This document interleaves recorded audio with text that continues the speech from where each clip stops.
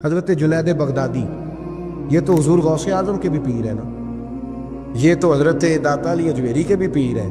حضرت جنید بغدادی کے بارے میں داتا صاحب نے لکھا ہے کشف الماجوب میں، فرماتے میں عالم بن گیا، پڑھ گیا، میرے ماموں بھی تھے، میرے مرشد بھی تھے حضرت سری سکتی رحمۃ اللہ علیہ، تو مجھے اکثر کہتے کہ جنید یار تقریر کیا کر۔ میں کہتا ہوں حضور ابھی میں نیک نہیں، ابھی میں خود ٹھیک نہیں۔ میرے پیر بھائی بھی مجھے کہتے ہیں کہ حضرت کی بھی خواہش ہے تو ہمارا بھی دل کرتا ہے، لگتا ہے کہ آپ کی گفتگو کی برکت سے اللہ بڑے لوگوں کو ہدایت عطا فرمائے گا، آپ وسیلہ بنیں گے تو بات کیا کریں۔ کہتے میں ٹال دیتا، میرے نصیب دیکھو، ایک دن میں اپنے گھر میں سویا ہوا تھا تو اچانک بغداد کی ساری گلیوں نے مہکنا شروع کر دیا۔ فرماتے اچانک ٹھنڈی خوشبوئیں پھیل گئیں، میرے نصیب دیکھو کہ مجھے مصطفیٰ کریم کا دیدار نصیب ہو گیا۔ خواب میری وچ آیا ماہی تے میں گل وچ پا لیا باواں تے ڈر دی ماری اکھ بھی نہ کھولاں کتے پھر بچھڑ نہ جاواں۔ کہتے ہیں حضور تشریف لائے تو مصطفیٰ نے بڑا ہی نوازا، محبوب نے بڑا ہی نوازا۔ کاش آپ کو لذت آئے اس بات کی، حضور نے اللہ اکبر بڑا ہی نوازا۔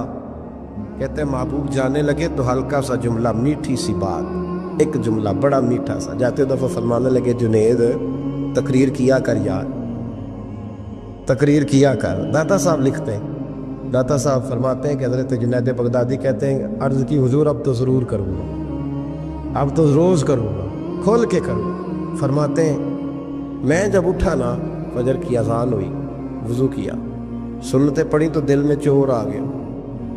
میرے دل میں خیال آیا کہ پیر صاحب نے تو کبھی نہیں بتایا کہ انہیں دیدار ہوا ہے، تو مجھے تو ہوا ہے نا۔ پیر صاحب نے، بہت سارے لوگ پیر صاحب سے خود سیانے ہوتے ہیں نا، ان کو خود نور نظر آتا ہے روز خواب میں، بہت سارے جلوے خود بیان کر لیتے ہیں۔ تو کہتے ہیں میرے دل میں خیال آیا کہ پیر صاحب نے تو کبھی نہیں بتایا، تو مجھے تو ہوا ہے۔ کسی درویش نے ایک شعر کہا تھا، پر بڑے مسئلے اس نے حل کیے۔ وہ کہنے لگا جڑے محرم راز حقیقت دے او راز حقیقت کھول دے نہیں، او جنہ ویکھیا نہیں او کرن گلاں، جنہ ویکھ لیا او تے بول دے ہی نہیں، جنہ ویکھ لیا او ان سے بولا جاتا بھی نہیں، بولا جاتا بھی نہیں۔ کہتے میں سنتے گھر پڑی تو خرامہ خرامہ چلا تو دل میں چور تھا، بانج فقیروں کسے نہیں ماریا، اے ہوئی چور اندر دا۔ کہتے میں گیا حضرت کے پیچھے نماز پڑھی 7ویں صف میں، تو اندر چور تھا کہ میرا تو درجہ اونچا چلا گیا ہے لیکن مجھے دیدار ہوا ہے۔ تو کہتے ہیں نماز حضرت نے خود پڑھائی، تو نماز پڑھا کے کہنے لگے جنید آگے آ جا۔ فرماتے میں 3ری صف میں آ گیا تو کہنے لگے چل یار تھوڑا اور نیڑے آ جا۔ کہتے میں قریب جا کے نا پہلی صف میں بیٹھا تو کہنے لگے ادھر آ میرے ساتھ بیٹھ۔ کہتے میں ان کے ساتھ بیٹھ گیا، حضرت کے ساتھ، یہ بھی کسی نصیبوں والوں کو نصیب ہے نا۔ کہتے میں ساتھ بیٹھ گیا مرشد کے، تو شیخ تسبیح رول رہے تھے، ادھر دیکھنا میری طرف، تسبیح پھیر رہے ہیں، اور تسبیح پھیرتے پھیرتے نا اچانک آنکھ اٹھائی اور میری طرف دیکھ کے کہنے لگے اب تقریر کرو گے نا، جڑے محرم راز حقیقت دے، اب کرو گے نا تقریر۔ تو میرے اندر تو چور تھا، میں نے کہا جی اب کیا ہوا ہے؟ چور تھا نا کہ مجھے پتا ہے کسی کو پتہ ہی نہیں، اب کیا ہوا ہے؟ تو کہتے ہیں وہ چپ کر گئے۔ چند منٹ کے وقفے کے بعد پھر فرمانے لگے اب کرو گے نا تقریر؟ کہتے ہیں اندر چور بیٹھا تھا، میں نے کہا حضور ہوا کیا ہے بتائیں تو صحیح۔ کہتے ہیں انہوں نے تسبیح چھوڑی، جبہ سمیٹا اور چہرہ میری طرف پھیرا، اور میں نے ان کی آنکھوں میں جو روشنی آج دیکھی پہلے کبھی نہیں دیکھی تھی، لب و لہجے میں جو جلال آج دیکھا وہ کبھی نہیں دیکھا تھا۔ فرماتے حضرت بولے نظر تو وہ ظالم نظر ہے، اٹھے تو بیڑا ہی پار کر دے، گرے تو خانہ خراب کر دے۔ فرماتے میں نے حضرت کا جلال دیکھا اور میری طرف دیکھ کے فرمانے لگے جنید کل جو رات گزری ہے مجھے خواب میں اپنے رب کا دیدار ہوا تھا، تو مالک نے پوچھا کہ سری کوئی بات بتا، تو میں نے عرض کی مولا ایک ہی مرید تیار کیا ہے وہ بھی تقریر نہیں کرتا، کبھی تیرے حبیب کا ادھر کا پھیرا ہو تو ذرا جنید کو اشارہ کر جائے تو چلو میرا بھی کام بن جائے گا، لوگوں کا بھی نفع ہوگا۔ کہتے ہیں حضرت جنید بغدادی کہ میری چیخ نکلی، اللہ اکبر کہا تو میرے کپڑے پھٹ گئے، بغداد کی وہ مسجد ساری رونے لگی۔ کہتے میں قدموں میں گرا اور میں نے کہا محبوبہ مجھے معاف کر دے، مجھے تو آج پتہ چلا ہے کہ میرے اوپر مصطفیٰ بھی کرم فرمائے تو تیری دعاؤں کی برکت سے فرماتے. تقریر اتنا ضروری کام ہے کہ محبوب خود فرماتے ہیں جنید تقریر کیا کر بات یار، لوگوں کو فائدہ ہو. بغداد کا جو امیر تھا نا، اس کو پتہ چل گیا کہ جناب جنید بغدادی رحمۃ اللہ تعالیٰ علیہ کی بڑی شہرت ہونے لگ گئی ہے. تو یہ جو حاسدی ہوتے ہیں نا، یہ بڑی جلدی پیدا ہو جاتے ہیں، اور سب سے زیادہ حسد دینداروں سے ہوتا ہے. دیندار لوگوں سے لوگ حسد کرتے ہیں. سب سے زیادہ غیبت دیندار آدمی کی ہوتی ہے، الا ماشاءاللہ. بادشاہ کو لوگوں نے کہا کہ بڑے لوگ عقیدت مند ہو گئے جنید بغدادی کے، ایسا نہ ہو کہ آہستہ آہستہ لوگوں کو اکٹھا کرے اور پھر اپنی فوج ظفر موج بنا کے وہ آپ کے مقابلے کھڑا ہو جائے. اب یہ جو بادشاہ ہوتے ہیں انہیں بغاوت کا بڑا ڈر ہوتا ہے، اور کرسی آپ کو پتہ ہے چیز ہی بڑی پیاری ہے. نہیں پتا تھا نو جے بھی نہیں پتا تھا کتن پتا ہوں رجے. سبحان اللہ، حد ہو گئی ہے بھائی. کرسی پیاری ہوتی ہے کہ نہیں؟ جسے کدی ترلے نہ کریے نہ دینا جو دے بھی کری دینے. تو یہ پیاری ہے تو تبھی ایسا ہوتا ہے نا. بس یہ دعا کرنا کل کا دن اللہ اس ملک کے لیے امن کا دن گزارے، اور اللہ اپنے حبیب کا صدقہ کوئی ایسی ٹھنڈی ہوا بھیجے کہ اس ملک کے دکھ دور ہو جائے. بس یہ دعا کرو. خیر، جنید بغدادی کے بارے میں جب لوگوں نے بدگمان کیا نا بادشاہ کو، تو بادشاہ نے چال چلی. دنیا بڑی ظالم ہے، دنیا داری کے لیے بندہ بڑے پاپ اور بڑے بکھیڑے کرتا ہے. ایک خوبصورت دوشیزہ نوجوان لڑکی بادشاہ نے تیار کر کے بھیجی. اس کو جملے یاد کرائے، رٹائے کہ تو نے کہنا کیا ہے. جا کے حضرت جنید بغدادی رحمۃ اللہ علیہ کے پاس آئی، اور پتہ کیا کہتی ہے؟ کہتی ہے میں آپ کی عقیدت مند ہوں، کنیز بن کے آئی ہوں، دین سیکھنے آئی ہوں، اللہ اللہ سیکھنے آئی ہوں. آپ اس طرح کریں، مجھے غلامی میں قبول کر لیں. حضرت جنید بغدادی نے یوں نظر اٹھائی، اس بی بی کے چہرے پہ نظر پڑی، اس عورت نے چیخ ماری، وہ تڑپی اور اس کی روح نکل گئی. پیغام گیا بادشاہ کو، مر گئی بی بی موالو. بادشاہ کو بڑا غصہ آیا کہ میرے محل کی سب سے خوبصورت عورت جنید بغدادی کے ہاں گئی، مر گئی. پیغام بھیجا، جنید میرے دربار میں آؤ. حضرت جنید بغدادی فرمانے لگے فقیر کا بادشاہوں سے تعلق ہی کوئی نہیں. میرا بادشاہوں سے تعلق، میں نے کیا لینے آنا؟ تجھے کوئی کام ہے تو الگ بات ہے، مجھے تجھ سے کوئی کام نہیں. بادشاہ کو اور غصہ آیا، میرے پاس نہیں آیا، گھوڑے تیار کیے، لشکر بنایا، حضرت جنید بغدادی کے پاس پہنچ گیا. جب آپ کے دربار میں آیا نا، تو حضرت جنید بغدادی رحمۃ اللہ علیہ بیٹھے تھے، پورے غصے کے ساتھ آ کے بیٹھا. کہنے لگا بڑا تو فقیر بنا پڑتا ہے، ولی بنا پھرتا ہے، ایک بی بی مار دی. بڑا فقیر بنا پھرتا ہے، عورت مار دی. حضرت جنید بغدادی نے آنکھ اٹھائی، فرمانے لگے نہ میں مارنے کا اختیار رکھتا ہوں، نہ زندہ کرنے کا اختیار رکھتا ہوں. زندگی بھی میرا اللہ دیتا ہے، موت بھی اللہ دیتا، میرے پاس اختیار ہی نہیں. بادشاہ نے بات سنی تو ٹھہر گیا، کہنے لگا بی بی کیسے مر گئی؟ آپ فرمانے لگے میں آنے لگا تھا تیرے رستے میں، تو نے مجھے ہٹانے کا بندوبست کیا، اور بی بی آنے لگی تھی میرے اللہ کے رستے میں، اللہ نے اسے دور کرنے کا بندوبست کر دیا. میں تیرے اور دنیا کے درمیان آنے لگا تھا نا، تو نے مجھے سائڈ پہ کرنے کا بندوبست کیا. بی بی میرے اور رب کے درمیان آنے لگی تھی، اللہ نے اسے سائڈ پہ کر دیے. دنیا داری کیا ہے جو اللہ اور بندے کے درمیان آ گئے. آج یہ دلوں پہ زنگ چڑھے ہیں، یہ دنیا داری کے زنگ ہیں. جب آپ کو اپنے پتہ کب اندازہ ہوگا آپ کو کہ دنیا آپ پہ چڑھ گئی ہے؟ جب اپنے سوا کوئی اچھا نہ لگے. پہلی بات جو ہمارے مشائخ نے لکھی ہے، جب سوائے اپنے کوئی اچھا نہ لگے تو پھر آپ دنیا دار ہیں. جب سوائے اپنے تو کسی کا فائدہ سوچنے کی صلاحیت چھوڑ دے اور سوائے اپنے تو کسی کا بھلا نہ سوچے تو دنیا دار ہے، اور جب اپنی ذات کو سکون دینے کے علاوہ تو کسی کو سکون دینے کو تیار نہ ہو تو دنیا دار ہے۔ اور جب تیری آنکھ کھلے تو پھر بھی تجھے اپنی ذات نظر آئے، اور تیری آنکھ بند ہو تو پھر بھی اپنا ہی آپ دکھائی دے، پھر تو دنیا دار ہے۔ لیکن میرے دوست، اگر تیرا دل کرتا ہے کہ جو خیر مجھے ملی ہے اللہ میرے بھائی کو بھی عطا فرمائے تو پھر تو دیندار ہے۔ داتا گانی بخش علی اجویری رحمت اللہ تعالی علیہ آپ فرماتے ہیں کہ حضرت جنید بغدادی کا مرید تھا، 4 دن پیر صاحب کے پاس آیا تو بعد میں خود پیر بن گیا، خود پیر بن گیا۔ حضرت صاحب رحمت اللہ تعالیٰ نے دیکھا آ نہیں رہا، مرید اولاد ہوتے ہیں، ان سے پیار ہوتا ہے، ان کو اہمیت دی جاتی ہے، بعض اوقات غلط فہمی کا شکار بھی ہو جاتے ہیں، اہمیت دی گئی یار نظر نہیں آ رہا، آپ نے سوچا شاید بیمار ہو گیا ہے۔ حضرت جنید بغدادی خود گھر تشریف لے گئے۔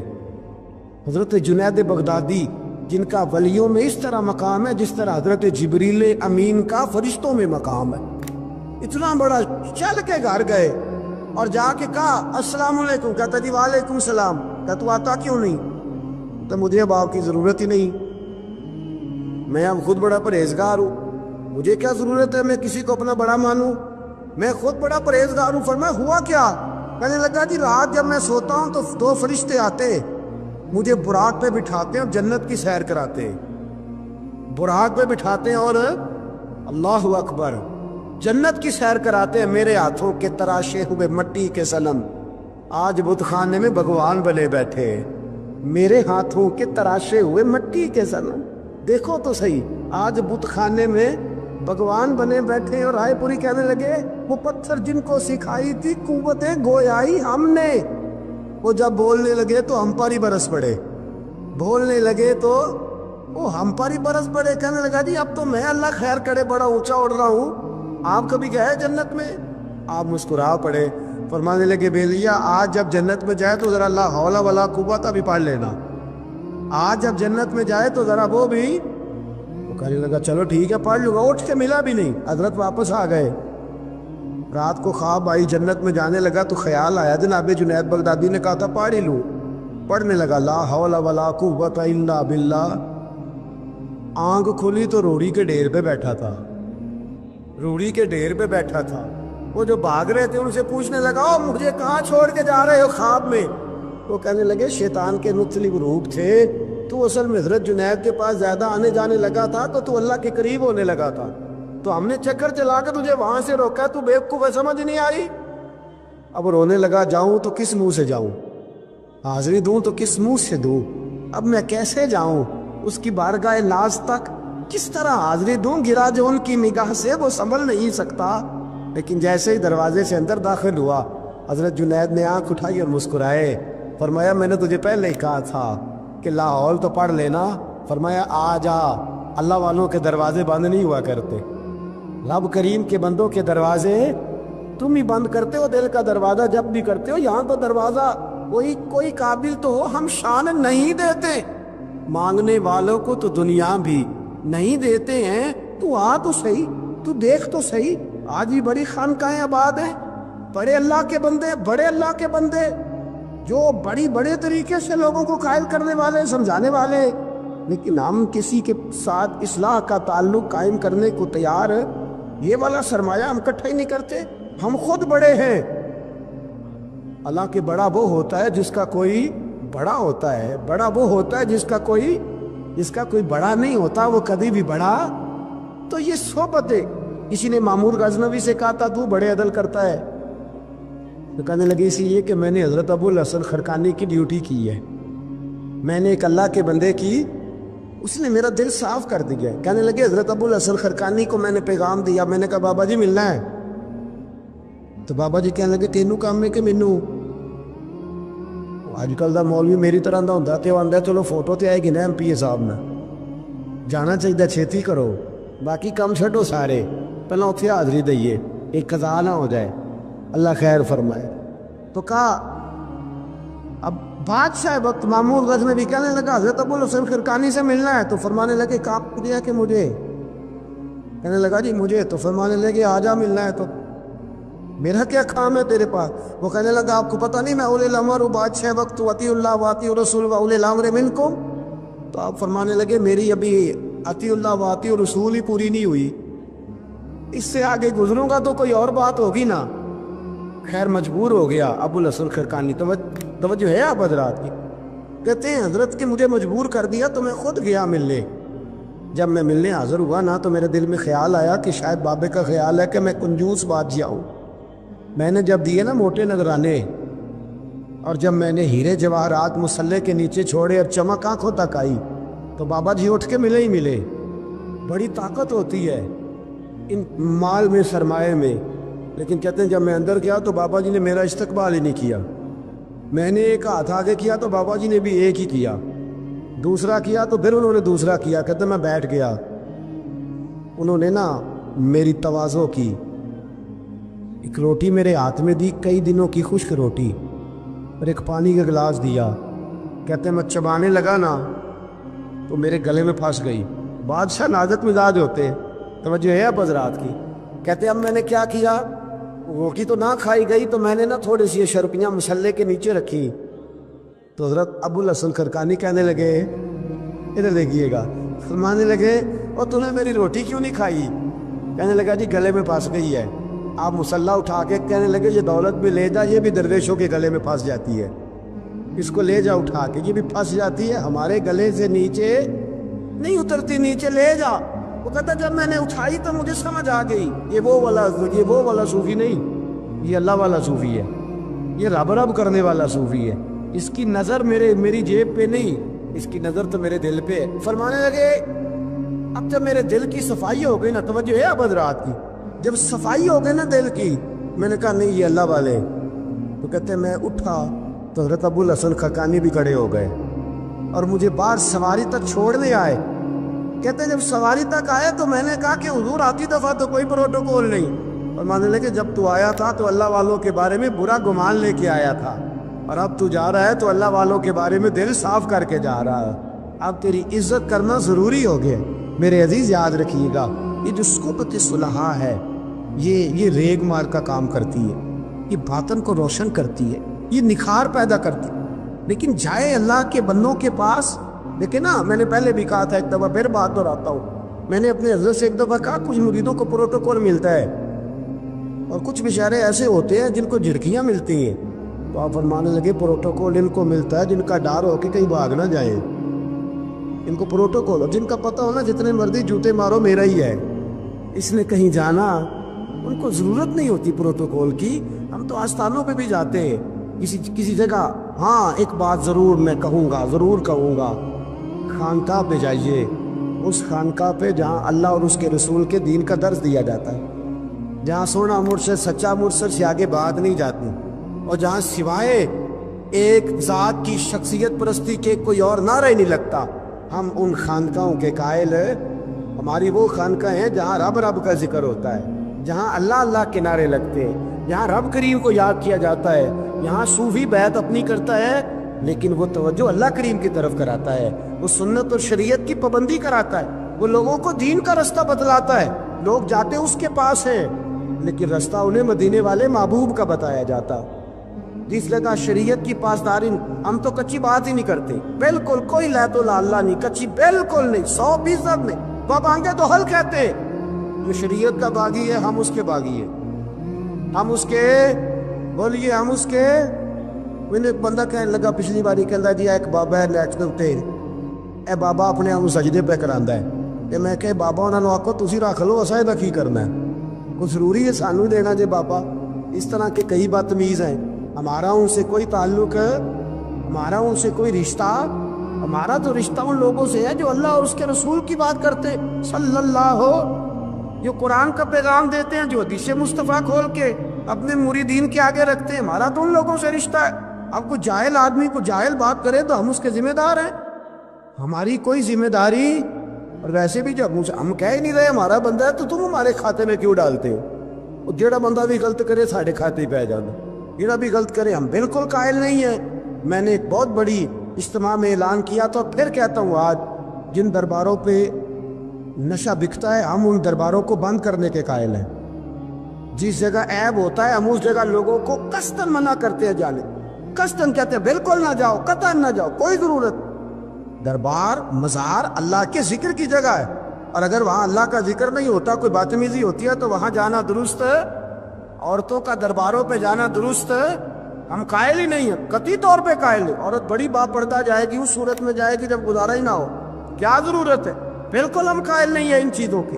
ہم اہل تصوف ان لوگوں کو مانتے ہیں جو دین کی بات کرتے ہیں، دین کا، اور جسے بسم اللہ بھی سیدھی نہ پڑھنی آئے، رٹی رٹائی دعا مانگے۔ ہم تھوڑے خشک لوگ ہیں، ہم نہیں کرتے پیروی، ہم نہیں دست بوسی کرتے، دعا کر کے کھڑے ہو جاتے ہیں۔ سنو، وہ آپ نے حدیث سنی ہے نا کہ 70 صحابہ تھے اور ایک دودھ کا پیالہ تھا، تو حضور نے 70 کو پلایا تو 71ویں نمبر پر پیا۔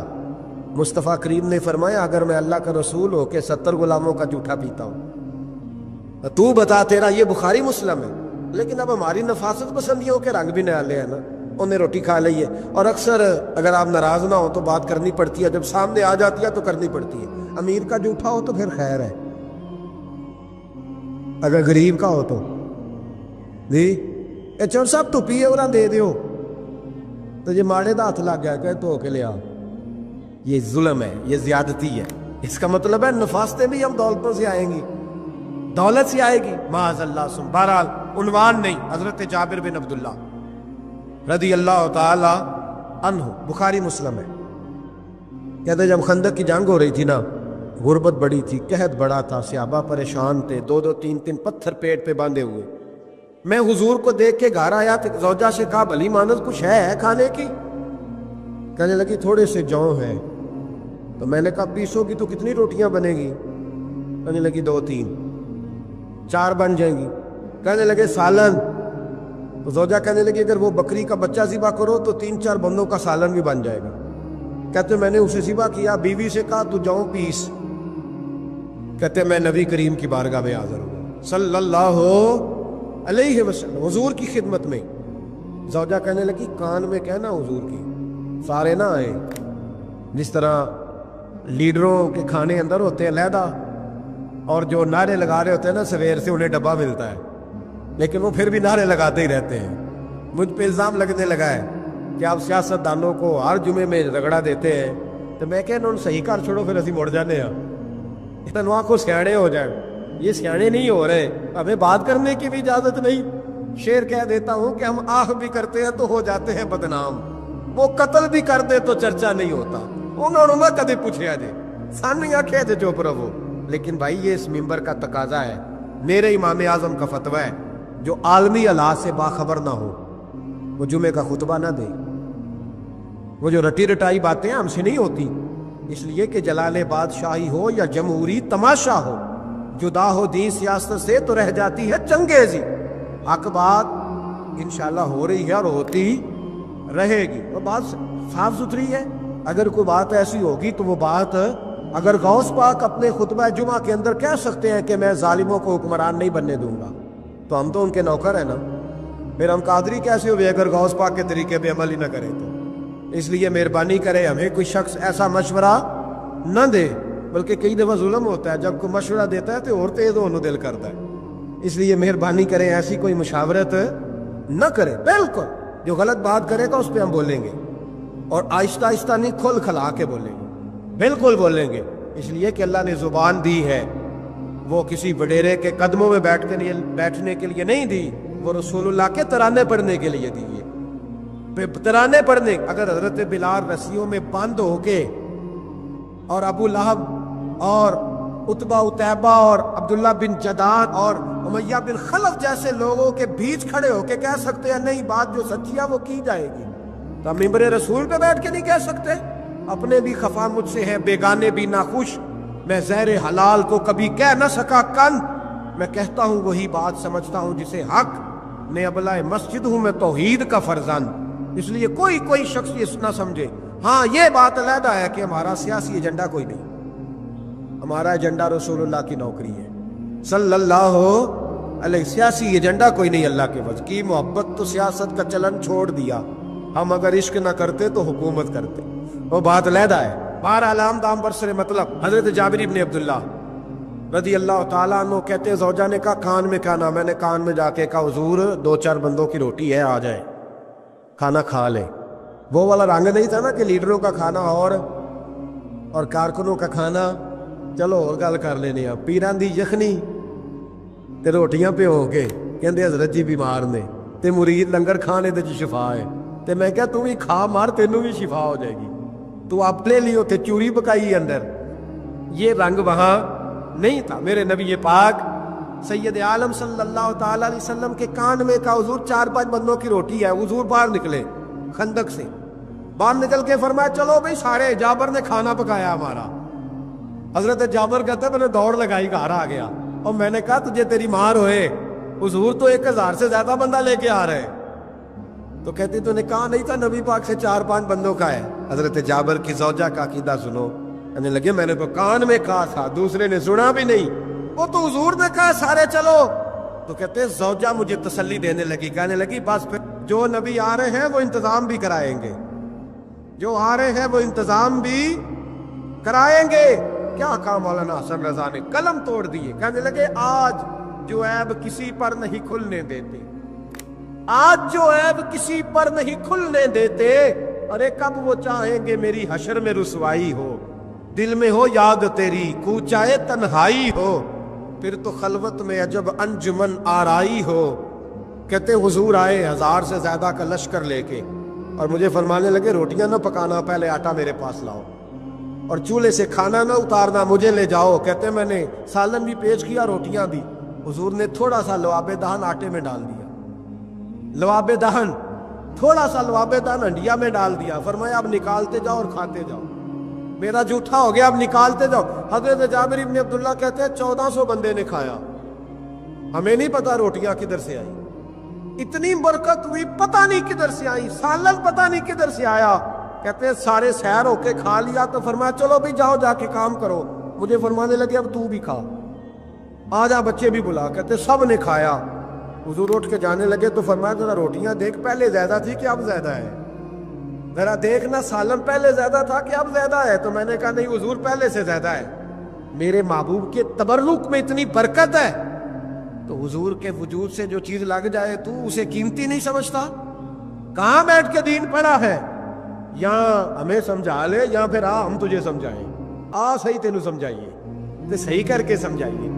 ان لوگوں کو گمراہ کرتے ہو، اتنا غلط نظریہ، اس قدر غلط میں نا غار ثور پہ چڑھنے لگا تو مجھے وہاں ایک نیچے صاحب مل گئے، کہنے لگے اتنے کی لین چلے ہو؟ میں کہ تینوں اسی اتھوں میں نہیں پوچھ کے آیا جدو کرو آئے ہیں، اتھوں میں نہیں تینوں پوچھنا بے لیا، تو غلط فہمی دا شکار ہے۔ کہنے لگا وہ تو حضور تو کام سے گئے تھے، آپ کو کیا کام ہے؟ میں کہ ایسے لئے ٹائم نہیں تیرے نہ گل کرن دا، اس واسطے کہ سانوں تے غار ثور پہ یاد ہوں دی۔ واپس آ گئے، عام آدمی تھا، خیر وہ کہیں سے آیا ہوا تھا، اردو بولتا تھا، تو میں ایک عمرہ کرنے کے لیے جارانہ سے واپس آیا تو طواف ہم کر رہے تھے، وہ بھی مجھے نظر آ گیا دوڑتا ہوا، میں انہوں بات مار لی، میں کیا حضرت حاضرہ تے پانیاں سے دوڑیاں سان تے تو کا تو چھالا ماری پھردا ہے، او پیا ہی کولر تے جا پی رام کر جا کے، کہندے نہیں انہاں دی ادا تے ادا کرنی ہے۔ تو میں کہ اگر تو حضرت حاجرہ دی ادا کرنی تے اسی حضرت ابوبکر صدیق دی ادا کرنی ہے۔ عجیب آدمی ہے بھائی تو، عجیب بات ہے، لوگوں کا فلسفہ اپنا اپنا، اور پھر پکڑیں کہ اس بندے کو جو جواب نہ دے سکے۔ ایسا نہ کرو، یہ زیادتی ہے، امت کو اکٹھا کرو، اتفاق۔ یہ مجھ سے سوال کئی جمعے سے ہو رہا تھا، میں اصل میں نا ان موضوعات کو چھیڑتا نہیں، میری طبیعت اور ہے، لیکن کوئی بندہ یہ نہ سمجھے کہ ہمیں جواب نہیں آتا، یہ سوال اٹھا تھا، کوئی یہ نہ سمجھے کہ ہمیں جواب اللہ کے فضل سے، اللہ کے فضل سے۔ یہ قرآن مجید پڑھا ہے، یہ مسجد ہے، یہ جمعے کا دن ہے، ہم بات صرف وہ کرتے ہیں جس میں ضمیر اجازت دیتا ہے، اس لیے کہ سدا تو نہیں نہ رہنا، پتہ نہیں صبح اٹھ سو کے اٹھنا ہے کہ نہیں اٹھنا، تو قوم کو گمراہ کر کے دین کے نام پہ جانا کدھر ہے؟ اس لیے بھائی خیال ہوتا ہے کہ تم لوگوں کو خراب نہ کرو، ہم تو چاہتے ہیں امت اکٹھی ہو جائے، لیکن یہ ظلم کرتے ہو، جب چھیڑو گے کسی کو تو پھر تو اس کا حق بنتا ہے نا وہ بولے، تو چھیڑا جاتا ہے۔ تھوڑے دن ہوئے حضرت حلیمہ سعدیہ کا سارا گھر گرا دیا، بلڈوزر چلا دیا، کہنے لگے یہاں لوگ آتے ہیں تو شرک ہوتا ہے، اور میں نے کہا جہاں اللہ کریم نے توحید پھیلانے کے لیے رسول کو بھیجا، 4 साल जहां नबी पाक रहे वहां कैसे शिरक हो सकता है? किस तरह की तो बात करता है। बहरहाल जहां मेरे नबी पाक बैठ जाए वो जगह बरकत वाली हो जाती है। उस जगह को चूमना मुसलमान का ईमान है, उस जगह पे सजदा करना मुसलमान का ईमान है, उस जगह बैठ के तबरक हासिल करना ये मुसलमान का। मैं तो पहली दफा रियाजुल जन्नत में दाखिल हुआ तो मेरे साथी कहने लगे क्या हुआ? मैं कहा इधर आओ, लोगों को अगे जाके मिलनी सानू इथे लभ गई ने, रोजा तुम मेरे रियाजुल जन्नत बार हदीस लिखी है। हुजूर ने फरमाया जो यहाँ आ गया वो जन्नत में आ गया। ये है अर्ज़ जन्नत, ये तैबा की ज़मीं है, जन्नत भी यही, माल के जन्नत भी यही है। एक बात और करनी है, बड़ी ज़रूरी है, मेरी भी और आपकी भी जिम्मेदारी है, उसको भी ज़रूर करना चाहता हूँ। सुन ले, महमूद गज़नवी ना गुजर रहे थे, ये आपने ना मेरी तरफ देखना है, ये बात सुनते इधर देखो, खास अहम मसला है, इस पर बड़ा ज़रूरी है आपका मुतवज्जे रहना। महमूद गज़नवी कहते हैं मेरे दिल में ख्याल आया करता था हमेशा कि मैं वाकई सुबकुतगीन बादशाह का बेटा हूं या माज़अल्लाह मेरा बाप कोई और है। और एक ख्याल मुझे आता था कि क़यामत वाकई कायम होगी, शक रहता। और तीसरा मेरे दिल में ख्याल आता था कि ये मौलवी बेचारे कमज़ोर से होते हैं, तो हदीस पाक में आता है कि उलमा नबियों के वारिस है। तो ये वाकई हदीस सच्ची है या मौलवियों ने अपनी शान के लिए बना ली है? कहते शक थे 3, मैं कहता नहीं था किसी से, पर दिल में रहते थे। तो एक दिन मैं हिंदुस्तान की एक गली से गुजर रहा था, तो दीन का एक तालिब इल्म ने कोने में बैठ के, थड़े पे फट्टे पे बैठ के ना सबक याद कर रहा था। उसे जब सबक भूल जाता ना, तो एक हिंदू खत्री की दुकान थी, उसके अंदर चिराग जल रहा था और एक छोटा सा रोशनदान था, ईंट निकली हुई थी, वहां से ना एक किरण बाहर आ रही थी रोशनी की। तो वो तालिब इल्म जब सबक भूल जाता तो किताब रोशनी के आगे करता, इबारत देखता, फिर कोने में जाके याद करता। महमूद कहते हैं मुझे बच्चे का ज़ौक़ बड़ा अच्छा लगा, मैंने उसे बुलाया, मैंने कहा बच्चे तुम लालटेन क्यों नहीं खरीदते? तो कहने लगा मैं यतीम हूँ और रसूलुल्लाह का दीन पढ़ना मेरा शौक़ है, मदरसे में पढ़ता हूँ पर गुर्बत है, लालटेन नहीं। कहते हैं मैंने उसे थपकी भी दी और लालटेन भी दी। मैंने उसे कहा 2 सिपाहियों की ड्यूटी लगाई, जब तेल ख़त्म हो जाए तुमने तेल पहुँचाना है। महमूद कहते हैं ज़िंदगी में बड़ी नेकियां की थी, पर जितना सुकून आज मिला पहले कभी नहीं मिला था। कहते हैं शाह की नमाज पढ़ी तो दिल मेरा ठंडा ठंडा ठार, फूलों की सेर पे मैं सोया। कहते हैं आज तो मेरे नसीब ही जाग गए, नसीब ही जाग गए। कहते हैं सारा शहर ऐसे जैसे फूलों की तरह महक रहा है। कहते हैं मैं क्या देखता हूं कि ख्वाब में मेरे रसूल तशरीफ ले आए, ख्वाब मेरी विच माही आया ते मैं गल विच पा लईयां बावां ते डर दी मारी अख भी ना खोलां किते फेर विछड़ ना जावां। और किसी शख्स ने कहा था चिर होया मैनू तरले लैंदियां कदी मोड़ मेरे वल वागां, ख्वाब मेरी विच एक बार जे आवे मैं सारी उम्र ना जागा। कहते हुजूर आए ख्वाब में, एक जुमला हुजूर ने कहा, एक जुमला नबी पाक सल्लल्लाहु अलैहि वसल्लम ने कहा एक, और मेरे तीनों सवालों के जवाब दे दिए। जरा दिल के कानों से सुनना। कहते हैं महबूब फरमाने लगे ओ सुबकुतगीन के बेटे, तूने आज मेरे एक वारिस की खिदमत की है, मैं कयामत के दिन तेरी सिफारिश करूंगा। कहते हैं मुझे समझ आ गई कि मैं सुबकुतगीन का बेटा हूं, मुझे समझ आ गई कि कयामत कायम होगी, मुझे समझ आ गई कि उलमा नबियों के वारिस है। 101 हाफिज शहीद हो गया, 101 फूल जैसे बच्चे। और जब इत्तेहादी फौज का, अफगान और अमेरिकी फौज का जब बम गिरा ना, तो हाफिजों के हाथों में सनदें थीं और उन पर लिखा था कि इन्होंने कुरान पूरा पढ़ लिया है। उनके हाथों में ना उनके सरों सफेद रंग की पगड़ियां थीं। खबर यह थी कि ये आज रसूलुल्लाह के दीन के कुरान के हाफिज हो गए। न किसी ने कोई मिल्ली तराना पढ़ा है, न ब्रेकिंग न्यूज़ रही है। पेशावर में एक स्कूल पे हमला हुआ था, वो भी पठानों के बच्चे थे, ये भी पठानों के। फर्क क्या है, मैं मदरसे का तालिब इल्म हूँ, मुझे आज बताए सारा मुआशरा कि अगर मैथमेटिक पढ़ने वाले मदरसे पे हमला हो तो मिल्ली तराने बने और मीडिया चीखे, फौज हरकत में आए, और अगर कुरान पढ़ने वाला 101 शहीद हो जाए तो कोई परवाह नहीं। میں نے پرسوں کہا تھا کسی کا ایک شعر، میں نے وہ کہا تھا، بھیج خدا عیسیٰ کو اب نازل کر دے مہندی کو، بھیج خدا عیسیٰ کو اب نازل کر دے مہندی کو، آ دیکھ دجال آزاد ہوئے اور پھولوں کے کیا حال ہوئے۔ کوئی نہیں بولا۔ 17 جنازے کشمیر کے ایک دن اٹھے، 17۔ امریکہ کا کتا بھی مر جائے تو اسلامی ملکوں کے وزیر اعظم پہنچ جاتے ہیں کہ وہ کہیں دہشت گردوں نے تو نہیں مار دیا، مجھے کو بتائے تو صحیح، کشمیری دہشت گرد ہے، افغانستان والے دہشت گرد ہیں، سب سے بڑا دہشت گرد وہ ہے جس نے قرآن پڑھنے والوں پہ حملہ کیا ہے۔ اور مجھے شکوہ ہے اپنے میڈیا سے بھی، مجھے شکوہ ہے ان سب اداروں سے جو اس کو، ہم نے بڑا احتجاج کیا تھا، تڑپ کر بولے تھے ہم جب بچوں پہ حملہ ہوا، میری ریکارڈنگ آپ اٹھا کے دیکھیں، اتنی سخت تقریر شاید ہم نے کبھی نہ کی ہو، لیکن حافظ اگر کٹ جائیں تو کوئی پرواہ نہیں، حافظ اگر کٹ جائیں تو کوئی پرواہ نہیں۔ یہ بچے ہمارے پاس قرآن مجید یاد کرتے ہیں، ہم سے کوئی پوچھے ان کا درد کیا ہے، ہم سے کوئی پوچھے ان کی تکلیف کیا ہے۔ وہ حافظ جتنے 4 سال لگا کے ایک ٹانگ پہ بیٹھ کے پورا قرآن یاد کیا، ایک ٹانگ پہ، اور جس دن اس کا مکمل ہوا تم نے بمب سے اس کی بوٹیاں بکھیر دیں۔ امریکہ ٹوٹنے والا ہے، لیکن ہمیں اس کے ٹوٹنے سے زیادہ افسوس نہیں، ہمیں ان پہ زیادہ افسوس ہے جو ظالم اس کی اتحادی بنے ہوئے ہیں، جو مسلمان کہلا کے اس کے اتحادی بنے ہوئے ہیں۔ تم نے رسول اللہ کو منہ دکھانا ہے۔ یاد رکھنا یہ طالب علم میرے نبی کے دین کے وارث ہیں۔ حضور نے فرمایا ہے 70 آدمی ساری رات کھڑے رہ کے عبادت کریں، ایک عالم عشاء پڑھ کے سوئے، فجر کے وقت اٹھے، پھر بھی اللہ رسول کی نظر میں عالم کی زیادہ قدر ہے۔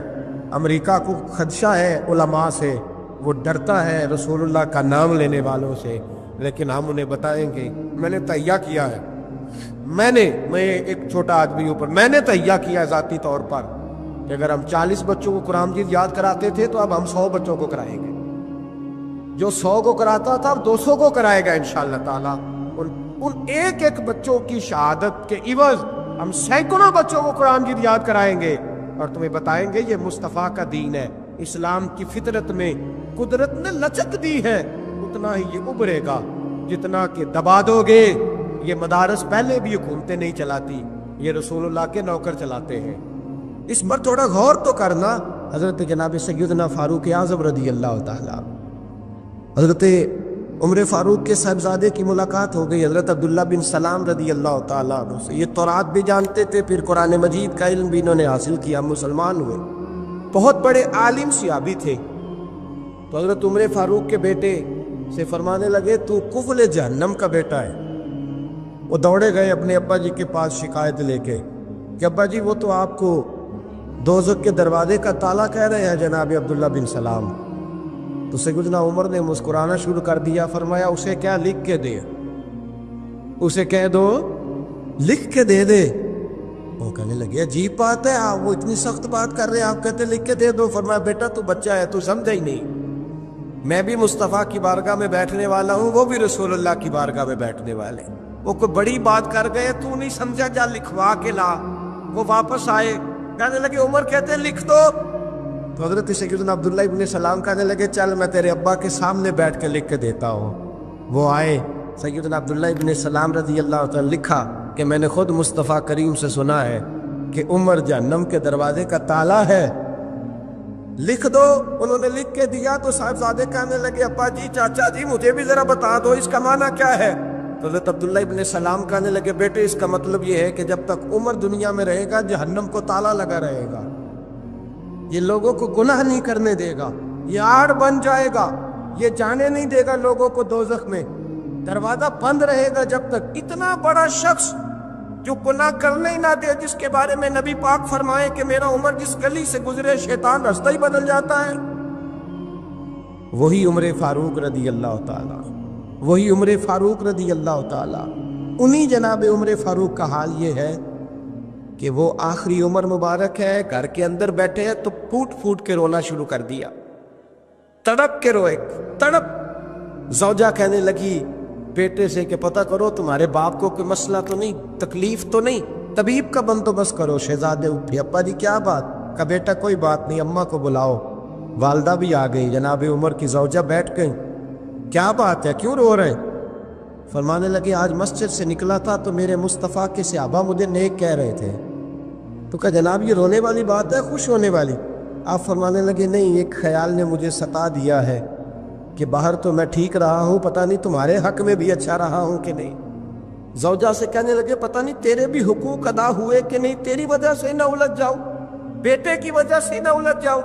بندہ کتنا بڑا ہے، خوف کتنا زیادہ، تو ٹھٹائی کے ساتھ مسجد نہیں جاتا، تو اپنی مرضی سے جاتا ہے، کوئی خیر کا کام تو کرتا ہے تو اپنی موج میں آ کے کرتا ہے، پر تو کہتا ہے اللہ معاف کر دے گا۔ راتی ساری کر کر زاری، او نیند اکھاں تھی توندے تے فجر اوہی گناہگار کا آون سب تو نیمے ہوندے۔ وہ ساری رات نماز پڑھتے ہیں، والذین یبیتون لربہم سجدا وقیاما والذین یقولون ربنا اصرف عنا عذاب جہنم ان عذابها کان غراما۔ اللہ فرماتے ہیں میرے بندے وہ ہے سارے رات سجدے اور قیام میں گزار دیتے ہیں، اور سویرے اٹھ کے یہ نہیں کہتے میں تہجد گزار ہوں، میں عبادت گزار ہوں۔ سویرے اٹھتے ہیں تو کہتے ہیں خدایا معاف کر دے، تیرا عذاب بڑا سخت ہے، اے اللہ ہمیں اپنے عذاب سے محفوظ فرما۔ لوگوں نے عجیب دھوکے میں مبتلا کر لیا ہے اپنے آپ۔ حضرت عمر رونے لگے، بیوی سے کہنے لگے معاف کر دے، ڈر آتا ہے، اللہ کے حضور حساب دینا ہے۔ عدل کرے تے تھر تھر کمبڑ اچیاں شانہ والے، فضل کرے تے بخشے جاون میرے جے منہ کالے۔